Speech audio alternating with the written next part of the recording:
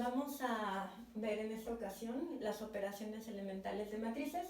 Como había visto hasta la vez pasada, las operaciones que presentamos son operaciones que tienen que ver con la estructura, son operaciones que nos dicen si tenemos a las matrices como nuestros objetos de estudio, de qué forma podemos operarlas. Pero dado que las matrices en sí mismas son arreglos, como ya había dicho, también nos interesa lo que pasa ahí adentro, y nos interesa por una razón, en este caso relativo a lo que estamos viendo en el curso, que tiene que ver con los espacios vectoriales. Entonces vamos a ver otro tipo de operaciones. Acuérdense que la vez pasada las operaciones las llamé operaciones estructurales. Estas operaciones las vamos a llamar operaciones elementales. Y estas operaciones elementales tienen que ver con el contenido de la matriz, ¿no? Y de la forma en la que nos van a servir para expresar algunas cosas. Entonces estas van a ser las operaciones elementales, en contraste con las operaciones que vimos la vez pasada, que eran las operaciones estructurales. Y bueno, las operaciones elementales son tres. Y vamos a tener la primera operación, que es, bueno, recuerden, ¿no? Para que no se nos vaya no perdamos de vista de qué estamos hablando, vamos a expresar aquí una matriz clásica, que sería una matriz.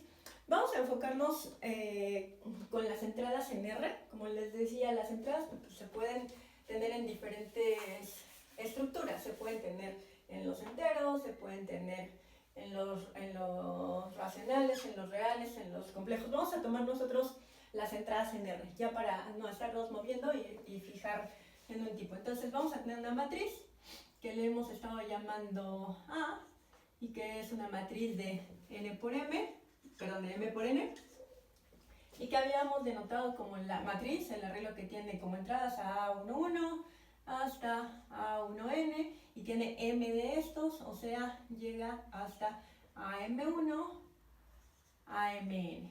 Entonces eso es de lo que estamos hablando, de ese tipo de cosas. Y la primera operación elemental va a ser el intercambio de renglones o columnas, ¿no? Estos resultados se valen para renglones y para columnas. Estas definiciones de esas operaciones, ¿no? Entonces, intercambiar cualesquiera dos renglones de mi matriz A es una operación elemental. Lo mismo intercambiar columnas. O sea, aquí podría, por ejemplo, el renglón A1J lo podría intercambiar por el A2J o por el A3J, ¿no? O podría intercambiar, este es AM1, podría intercambiar a la columna AI1, que sería esta de acá, por la AI2, etcétera, etcétera, hasta la AIN. Entonces esa es una de las, acá vemos unos ejemplos, pero entonces la primera operación va a ser el intercambio de renglones y columnas, o columnas, cualquiera de los dos va a ser una operación elemental. En segundo lugar tenemos la multiplicación por un escalar. Multiplicación, y lo mismo, esto se vale para renglones y columnas. Multiplicación de un renglón o columna por un escalar, ¿no? O sea, por uno de los números de la estructura en donde nos estamos tomando las entradas. Acuérdense que nosotros ya nos vamos a fijar en los números reales, entonces nuestras entradas son en los reales y los números también son en los reales. Entonces multiplicación de un renglón o columna por un número, y para nosotros van a ser reales, ¿no?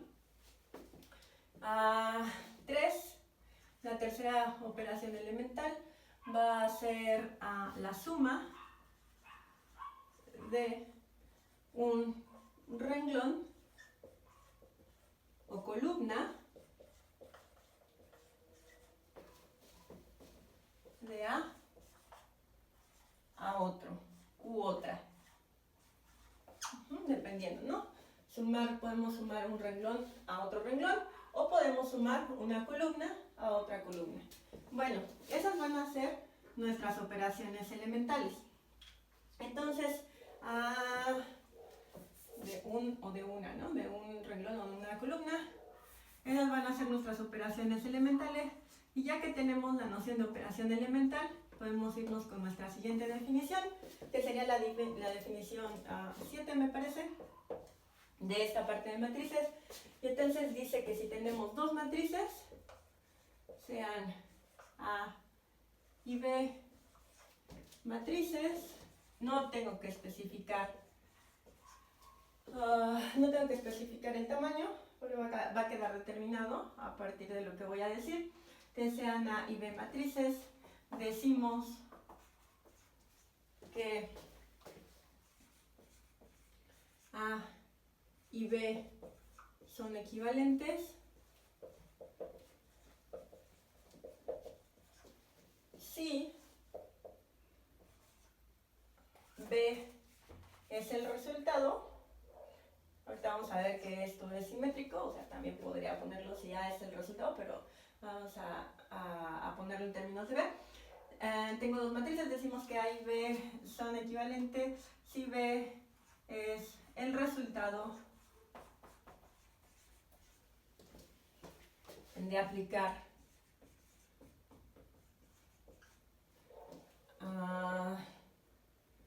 un número finito de operaciones elementales en A.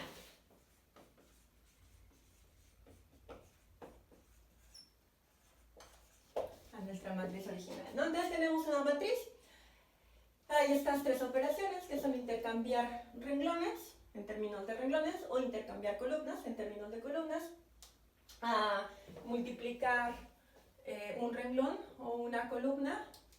Multiplicar un renglón o una columna por un número dado, o sumar un renglón a otro o una columna a otra columna.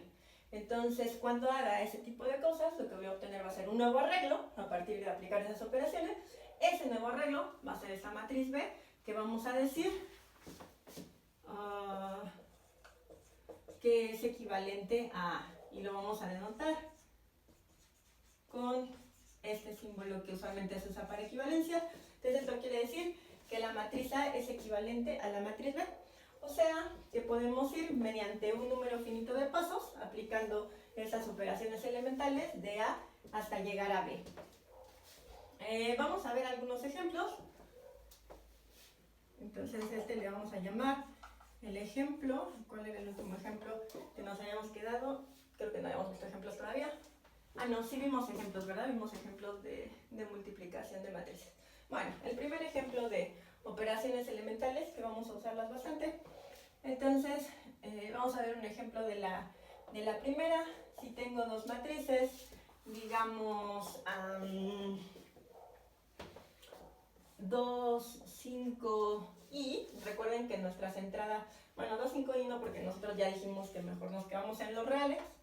No necesitamos irnos a los complejos, porque igual y no estamos muy familiarizados con ese campo.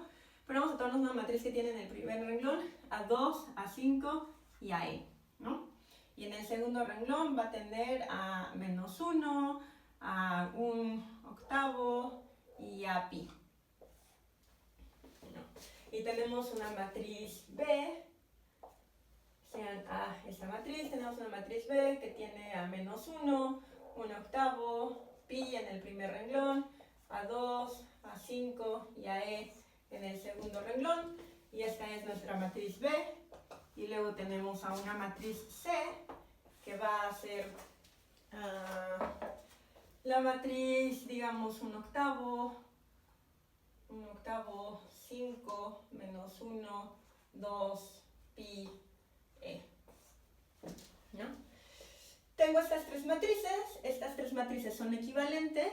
¿Por qué? Porque puedo llegar de una a otra mediante un número finito de operaciones elementales, en este caso de la primera operación elemental, que es intercambiar renglones o columnas. Entonces, por ejemplo, B es equivalente con A, o A es equivalente con B, porque B es el resultado de intercambiar el renglón 1 de A por el renglón 2 de A, ¿no? Solamente puse al segundo renglón como el primero y a el primer renglón como el segundo. Entonces A es equivalente a B, porque puedo llegar mediante la aplicación, en este caso 1, de un paso, que fue el intercambio de renglones, y claramente C es equivalente a B, porque C es el resultado de intercambiar la primera y la segunda columna, ¿no? En C la que tengo como primera columna es la segunda columna de B, y la que tengo como segunda columna es la primera columna de B, y la tercera columna se quedó igual. Entonces, B es equivalente con C. Y noten que esta relación es una relación de equivalencia, claramente, ¿no? ¿Por qué? Porque cada matriz va a ser equivalente a sí misma. Evidentemente podemos llegar de una matriz a sí misma en un número finito de pasos a saber en ninguno. ¿Por qué ninguno? Pues porque la puedo dejar así, ¿no? O podría decir, pues intercambio los renglones de A, el 1 al 2, si no quiero dar un argumento por vacuidad, y después intercambio el 2 al 1. Esos son 2 pasos y me regresa a la misma matriz, ¿no? Entonces toda matriz es equivalente a sí misma. Además, si una matriz es equivalente a otra, pues esa también es equivalente a la primera. En este caso, ahorita lo vemos con los otros, pero en este caso pues invierto los renglones, los invierto de nuevo y eso ya me da la simetría. Si A es equivalente con B, B es equivalente con A. Y claramente si A es equivalente con B y B es equivalente con C, A es equivalente con C, ¿sí? Porque si llego mediante un número finito de pasos con operaciones elementales de A a B y mediante un número finito de pasos con operaciones elementales de B a C, pues en general, en total, eso, haciendo la lectura completa, nos dice que puedo llegar de A a C en un número finito de pasos. Entonces es una relación de equivalencia, es simétrica, reflexiva y transitiva. Entonces, bueno, eso es algo que hay que tener en mente y vamos a ver un ejemplo de la segunda. Entonces, acuérdense, ¿no? La segunda operación elemental es multiplicar un renglón o una columna por un número. En este caso, un número real, que es donde nos estamos tomando las entradas de las matrices. Entonces, vamos a ponerle a este el ejemplo 1.2, que este sea el ejemplo 1.1. Entonces, el ejemplo 1.2, tómense una matriz 1, 0, 4, 2, 5, 3, menos 8, 9, pi. ¿No? Entonces tengo esa matriz, es una matriz de 3×3, una matriz cuadrada con entradas en los reales.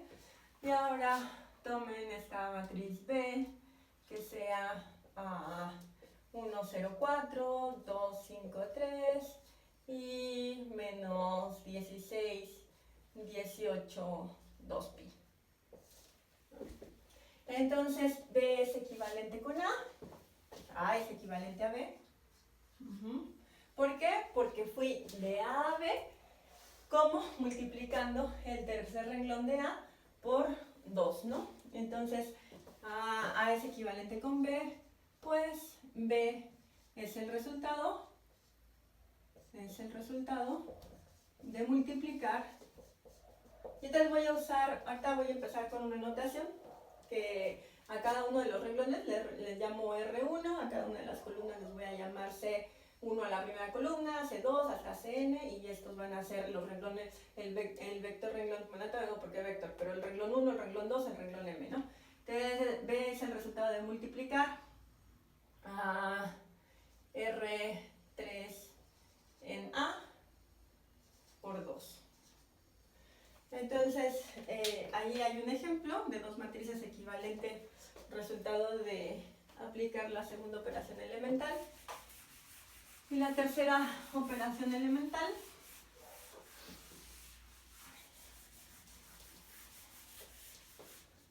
que es la de sumar renglones o columnas.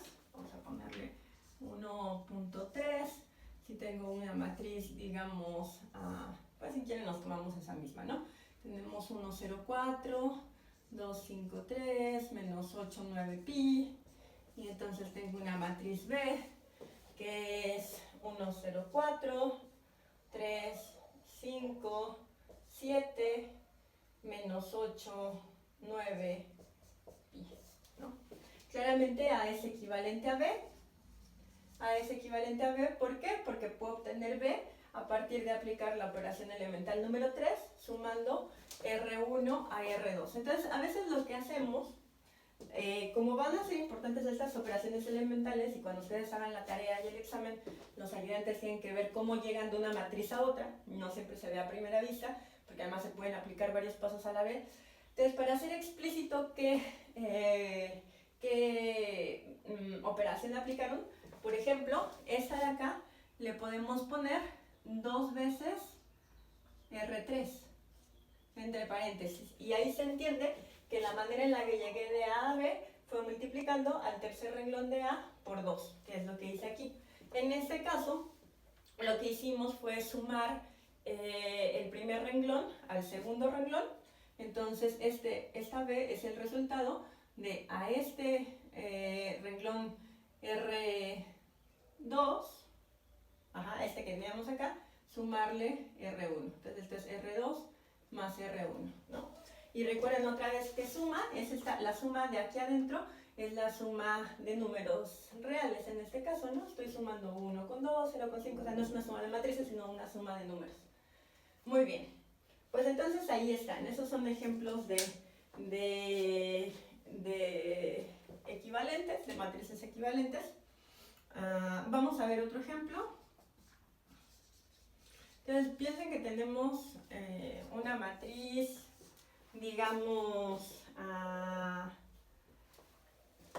X1, vamos a poner en la primera entrada, X2 en la segunda, Y1 en la primera, Y2 en la segunda, Z1 en la tercera, Z2 en la tercera, ¿no? Tengo esa matriz, que es una matriz de 3×2, tiene 3 renglones y 2 columnas. Entonces, de esta matriz puedo llegar, por ejemplo, a la matriz resultado de multiplicar por alfa. Entonces vamos a multiplicar alfa por R2, ¿no? Entonces, si multiplico esta matriz que tengo aquí, el segundo renglón de la matriz original por alfa, eso me da X1, X2, alfa Y1, alfa Y2, Z1, Z2, ¿no? Como resultado de esto, es una matriz equivalente que obtuve a partir de multiplicar un renglón por un número, en este caso alfa. Bueno, esta matriz es equivalente, por ejemplo, a sumar X1, X2 a Y1, Y2, o sea, sumar el renglón 1 lo puedo sumar al renglón 2. Entonces al renglón 2 le sumo el renglón 1, puedo poner R2 más R1, y entonces R2 más R1 sería X1, X2, alfa Y1 más X1, alfa Y2 más X2, ¿no? Lo que estoy haciendo es a la matriz que obtuve de multiplicar alfa por R2, le estoy sumando ahora el primer renglón, Z1, Z2, ¿cierto? Y esta matriz es equivalente, déjenme escribir, esa matriz es equivalente, continúo aquí. Esa matriz es equivalente al resultado de intercambiar el primero y el segundo renglón, ¿no? Puedo intercambiar el primero y el segundo renglón. Eso lo voy a escribir como R1 y voy a poner esta flechita hacia los dos lados para simbolizar el intercambiado de renglones, intercambiado por R2.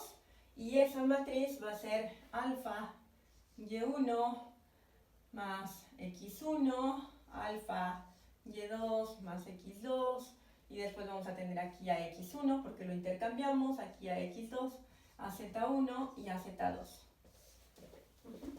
Entonces esta matriz, la matriz que estamos obteniendo al final, la matriz esta de acá, es el resultado de ir mediante un número finito de operaciones elementales de esta a esta. Ahora, ¿por qué puse este ejemplo? Puse este ejemplo porque quiero que noten que hay una cierta similitud entre esta cosa de las matrices y las combinaciones lineales, ¿no? Aquí, ¿qué es lo que podría decir? Podría decir que estos dos, de alguna manera, son una combinación lineal del primero y el segundo renglón de esto, ¿no? Y esta, a su vez, es una combinación lineal de lo que serían, en este caso, vectores de R2, ¿no? El vector que tiene en la primera entrada X1, en la segunda entrada Y1, este sería el vector que tiene en la primera entrada X1, en la segunda Y2, etcétera, etcétera. Entonces, si yo multiplico un vector, o sea, si yo tengo al vector Y1, Y2 en R2, pues ya sabemos que sus operaciones escalares pues puedo multiplicar, por ejemplo, por alfa, y1, y2, y esto es igual, entrada por entrada, a alfa y1, alfa y2, ¿no? Y si esto de acá lo sumo, este alfa y1, alfa y2, lo sumo con la operación de R2, vectorial de R2, lo sumo a x1, x2, pues lo que obtengo es lo que tengo en el primer renglón de la última matriz que obtuve. O sea, lo que obtengo es alfa y1 más x1, entrada por entrada, estos son números, esta es la suma de números, alfa y2 más x2, ¿no? Esto de acá es el resultado de sumar esto, que es el resultado de hacer esta operación, que ya sabemos que es una operación vectorial, la operación suma vectorial y la operación multiplicar por un escalar desde afuera.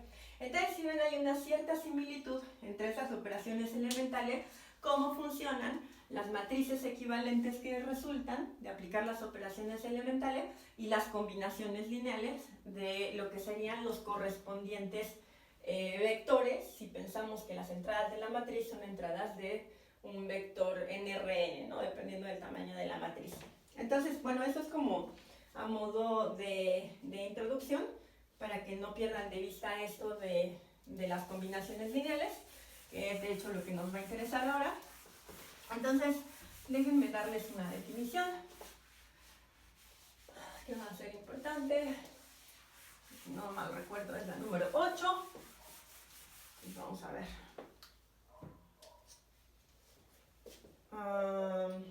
Vamos a hablar de lo que se conoce como el rango de una matriz. Lo borré, M1 a Mn, quedamos que era NM. No, Mn. Ahí me puede la dislexia. Bueno, entonces, ¿qué es lo que vamos a hacer? Vamos a considerar las matrices que tienen entradas en R, o sea, todas las matrices con entradas en los números reales, para ya aterrizar ahí, a considerar las matrices con entradas en R, que son las que nos preocupan a nosotros. Bueno, cuando tenemos una matriz en R, piensen que esta matriz, vamos a tomarla como lo hemos venido haciendo, de M por N, ¿no? Entonces sea A, ya saben, le había puesto IJ para referirme a cada una. Ahorita no le puse IJ ni nada de eso porque estoy fijando la M y la N. No necesito especificar más sobre la columna y el renglón como cuando vimos la multiplicación de matrices, pero vamos a dejarla así para no escribir más cosas, ¿no? Para que nuestra anotación esté un poco más limpia. Entonces sea una matriz de M por N. Entonces la matriz tiene esta forma, ¿no? Tiene M renglones y N columnas. Entonces fíjense que a esta matriz podemos asociarle el conjunto de los vectores, y eso era lo que les decía ahorita, de los vectores renglón. Ahora, si nos tomamos a los vectores renglón, o sea, si me tomo al vector que está conformado por tener en cada una de las entradas del primer renglón de esta matriz A, ¿en qué espacio vive ese vector? Bueno, es fácil de decir, ¿por qué? Porque A tiene las entradas en R y sabemos que tenemos N columnas. Entonces, el vector fila de aquí, el primer renglón hecho vector, va a ser un vector de Rn, ¿no? Porque son N números reales, porque tenemos N columnas. Entonces, a este le ponemos el conjunto de los vectores renglón o vector fila de A, ¿no? ¿De quiénes serían esos vectores? Esos vectores serían, como les digo, si me tomo la primera fila, pues la primera fila, el vector tiene a A11 en la primera entrada, es más, déjenme ponerle R1, ¿no? Como les estaba llamando, A11 en la primera entrada, a A1, 2 en la segunda, etcétera, etcétera, etcétera. Y tenemos a A1N en la última entrada, ¿no? Que es la última entrada de la primera fila de la matriz. Después tenemos a R2, que es A21, A22, etcétera, etcétera, hasta A2N, ¿no? Y así vamos a tener ¿cuántos vectores? O sea, es claro que son vectores de Rn. ¿Por qué son vectores de Rn? Porque tenemos n columnas. ¿Y cuántos vectores tenemos? Pues tenemos m, porque tenemos m filas. La matriz es de m por n. Entonces esto llega hasta el vector Rm, que tiene a m1 en la primera entrada, a m2 en la segunda, etcétera, etcétera, hasta a mn en la tercera. Entonces, estos serían los vectores renglón. Cuando pienso en los vectores renglón, pienso en el vector de Rn que está formado por cada una de las entradas de la primera fila de la matriz, ¿no? Para el primer vector renglón, y así. Y tenemos claramente también a los vectores columna. Entonces, los vectores columna, ¿quiénes serían? Vamos a llamarle C. Entonces, el vector columna 1 sería este de acá, ¿no? Entonces, ¿dónde están los vectores columna? Los vectores columna están en Rm, ¿no? Porque tengo m líneas, o sea, tengo m renglones, y esto me da, pues, m números, m entradas. Entonces, ¿quién sería el vector columna 1? Pues sería el que tiene en la primera entrada a A11, en la segunda entrada a A21, etcétera, etcétera, etcétera, hasta la última entrada, que es AM1. ¿Quién sería el segundo vector columna? Pues sería el que tiene en la primera A12, ¿no? Este de acá, o sea, que el que seguiría ahí sería A12, en la segunda A22, en la tercera tendría A32, etcétera, etcétera, hasta llegar a AM2, ¿no? Este sería la segunda columna. Y el último vector, pues sería, ¿cuántos vectores tengo? Así como aquí tenía m, pues acá voy a tener n, ¿no? Porque hay n columnas. Entonces, este sería Cn, y Cn tiene A1n en la primera, ¿no? A2n en la segunda, etcétera, etcétera, hasta AMN. Entonces, cuando a esta matriz le asocio los vectores resultantes de tomar como entradas a sus renglones y a sus columnas, o a sus filas y a sus columnas, lo que obtengo pues son estos vectores para los renglones y estos vectores para la columna. Vamos a hacer el conjunto de los vectores renglón de A, este de acá, o el de las columnas, ¿no? Columnas, el conjunto de los vectores columna de A, que serían estos de acá. Entonces, si le llamamos a este conjunto, al conjunto de los vectores renglón, vamos a llamarle R. Entonces, este conjunto R tiene al primer renglón, al segundo renglón, al tercer renglón, es más, le vamos a poner R sub A, para no perdernos de vista de qué estamos hablando. Estamos hablando de los renglones de esta matriz en particular.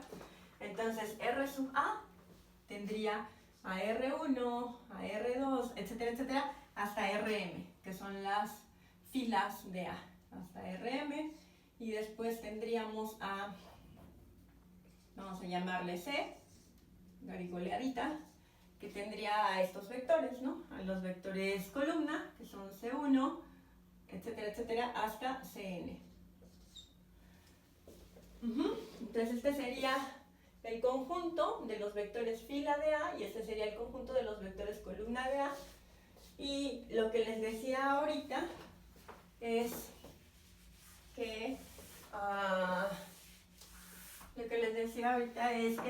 estas cosas tienen que estar en un subespacio dado, ¿no? Tienen que estar en un subespacio de Rm en este caso, perdón, de Rn en este caso y de Rm en este caso, porque estos son vectores en Rn y estos son vectores en Rm.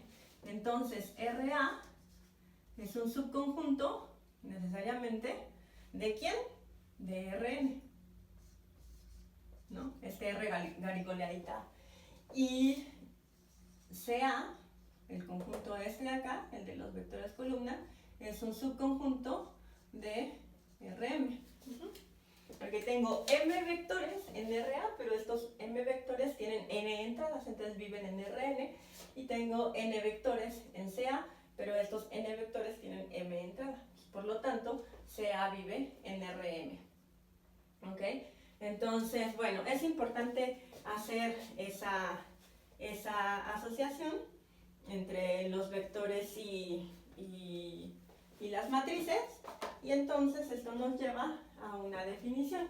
Ya que tenemos clara esta asociación, podemos ver a las matrices ahora como eso, como una colección de vectores o como algo que nos permite asociar un cierto conjunto de vectores, y podemos definir lo que es el rango de una matriz.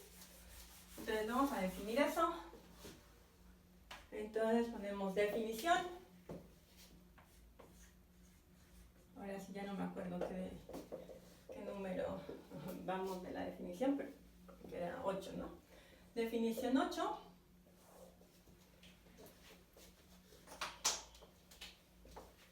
Definimos el rango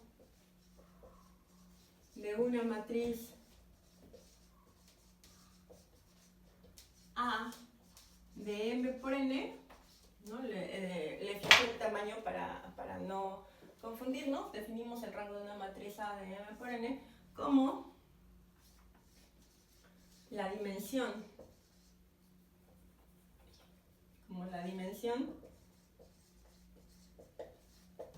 del subespacio vectorial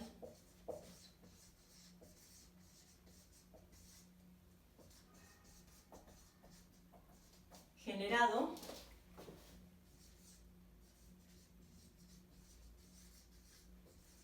por los vectores renglón de A. Lo que vamos a demostrar más adelante, lo que vamos a ver más adelante, es que la dimensión del subespacio vectorial generado por los vectores renglón es la misma que la del subespacio vectorial generado por los vectores columna. ¡Ojo! No quiere decir que el subespacio sea el mismo, no puede ser el mismo cuando m es distinto de n. Cuando m es distinto de n, el subespacio no va a ser el mismo por el simple y sencillo hecho de que no viven en el mismo lugar, ¿no? Es como una recta en R3 y una recta en R2. Si me tomo una recta en R3, pues los puntos de la recta van a ser tercias ordenadas, ¿no? Que van a tener, digamos, si es una recta que pasa por uno de los planos, que está en uno de los planos de los ejes, pues va a tener 0 en las otras dos coordenadas, ¿cierto? Pero el punto es que no son el mismo espacio, o sea, aunque fuera la misma recta, digamos la recta menos x, ¿no? Y igual a menos x. Si me tomo la recta y igual a menos x, pero me la tomo en R2, esa recta no es la misma que la recta que está en R3, ¿no? Aunque sean, digamos, isomorfas o sean homeomorfas o cualquier equivalencia, no son la misma cosa porque están constituidas por cosas diferentes. Unas son parejas ordenadas y las otras son tercias ordenadas. Entonces, los subespacios no son necesariamente el mismo, pero lo que sí pasa es que la dimensión del subespacio vectorial generado tiene la misma dimensión. Que eso, por ejemplo, con el caso de las rectas se ve muy claro. Aun cuando son diferentes cosas esas rectas, tienen la misma dimensión. Una recta en R3 tiene la misma dimensión que una recta en R2, que la recta real tiene la misma dimensión, pero no son la misma cosa. Entonces, eso es lo que pasa con esto. Si me tomo ¿qué quiere decir el subespacio vectorial generado? Me tomo a este conjunto. Acuérdense que todo conjunto de vectores genera un subespacio vectorial. ¿Cómo lo genera? ¿Quién es el generador del subespacio vectorial de RA? Pues son todas las combinaciones lineales de R1 hasta Rm, tomando como escalares a los números reales, ¿no? Y el subespacio vectorial generado de CA, del conjunto de columna, pues van a ser todos los vectores resultantes de Rm, en este caso, que obtenga de hacer combinaciones lineales. Entonces, si ven, aquí es donde va a venir la cosa de la equivalencia de las matrices. Entonces, la dimensión del subespacio vectorial generado. Entonces, si los puse de esta manera, el generado de esto, vamos a poner al generado de RA, de R garigoleada A, que es el conjunto de los vectores renglón. El generado de esto, digamos, le llamamos W sub A, porque refiere a las filas, y el generado de CA, al generado de los vectores columna, le llamamos W super A, ¿no? Entonces, este espacio tiene una dimensión, ¿no? ¿Por qué tiene una dimensión? Porque acuérdense que todo subespacio vectorial tiene bases. Recuerden el teorema de existencia de bases. Siempre tenemos bases. ¿Por qué? Porque siempre hay un conjunto que es linealmente independiente, y siempre que hay un conjunto que es linealmente independiente, en un subespacio ese se puede completar hasta obtener un generador linealmente independiente, o sea, una base. Entonces, este espacio que me resulta de hacer todas las combinaciones lineales de aquí y este espacio que me resulta de hacer todas las combinaciones lineales de acá, van a tener pues cada uno su base. Resulta que esa base, la base del subespacio vectorial W sub A y del subespacio vectorial W super A, van a tener los mismos elementos, ¿no? De nuevo, no es que sean los mismos espacios, o sea, W sub A no necesariamente es el mismo subespacio que WA. Lo que sí es cierto es que van a tener la misma dimensión. Entonces, la dimensión de W sub A es igual a la dimensión de W super A. La dimensión es igual. ¿Y quién es este número? Este número es el rango de la matriz. Entonces, la dimensión del subespacio vectorial generado por los vectores columna, que es la misma que la dimensión del subespacio vectorial generado por los vectores renglón, es el rango de la matriz. Entonces, si la dimensión de WA es igual a la dimensión de WA, digamos algún número, no le pongamos n, porque de acá vamos a ponerle un número que no hayamos usado, L, ¿no? Esa es la dimensión. Ese va a ser el rango de la matriz. Entonces, el rango de la matriz, el rango de A, es igual a L. Entonces, esa va a ser la definición. Le vamos a decir rango de una matriz a la dimensión del subespacio vectorial generado por los vectores renglón. Entonces, todos los vectores generan un subespacio, pero nos falta una cosa para tener a la base, ¿no? Tener que el conjunto sea linealmente independiente. Ya teniendo el conjunto linealmente independiente, tendremos a la base, y teniendo a la base podemos calcular la dimensión del espacio, porque la dimensión del espacio no es otra cosa sino los números, el número de básicos que tiene la base. Bueno, voy a cortar el video aquí y ahorita